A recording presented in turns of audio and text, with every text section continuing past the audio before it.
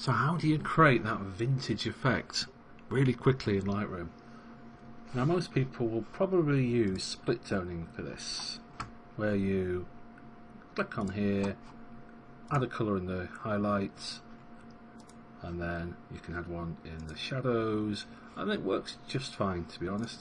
It's not bad, but there's a more powerful and quicker way of doing it, which I'll show you now. So I'm just going to reset the picture, Ctrl-Shift-R, and it lives here in curves. So if you see, it says tone curve there, and if you click this little button here, it toggles between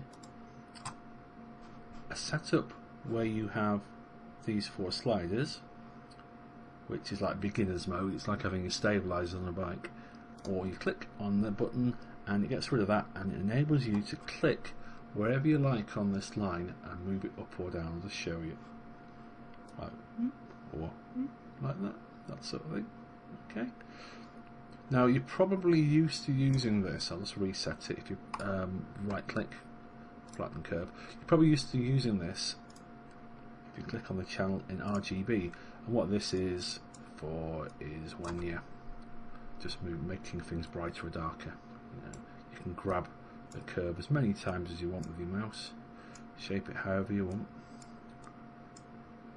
that sort of thing. Make it really weird if you want to.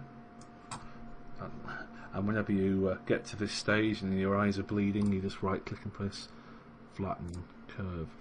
So to get the vintage effect in little or no time at all, what you do is you just choose red, green or blue, depending on which channel you want to play with. So green will have green and magenta changes. Red will have, well, let's check, red and a sort of turquoisey cyan colour. Let's put that back. Let's flatten curve.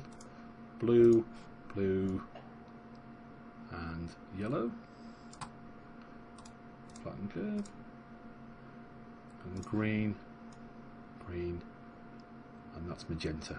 So they're just basically, if you look at a colour wheel, it's the colour green and the opposite side of the colour wheel from that. So if you're a bit of an old Photoshop hack, you probably know those things, but the easiest way is just to click and try.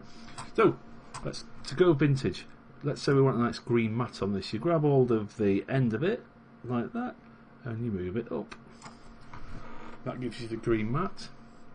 If you want a little bit more contrasty, you can do things like this, where you give it a bit of a curve and it will give you some magenta in the highlights, that sort of thing.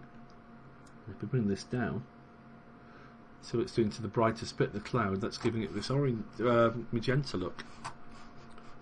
So we've given it this very shallow S-shaped curve, and it's great for doing vintage stuff like this. Let's just go back, let's go to the blue channel.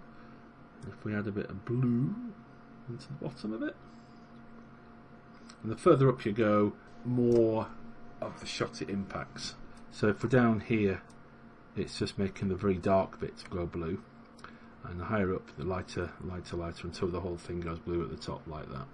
And we've not touched anything else yet. Every other slider in the software is completely untouched. This is just curves. And if you want to add a bit of contrast, we can go to the red, green, and blue one. So it's very powerful for playing with colour as well as brightness. It's just something that I've found a lot of people are unaware of. All the time, it's just changing it. So great for things like architecture, like this one, portraits, certainly fashion. Some weddings and things like that. And the cool thing is, when you've got something you really like, you can, as usual, just click on this thing here and save it as a curve, or you can create a preset and make sure the tone curve box is checked, and it'll just save those settings for you, so you can use it over and over again. So if you get like a collection of 20 you like or something, just save them into a collection, and Bob's your uncle. So that's how you use curves for really quick vintage effects.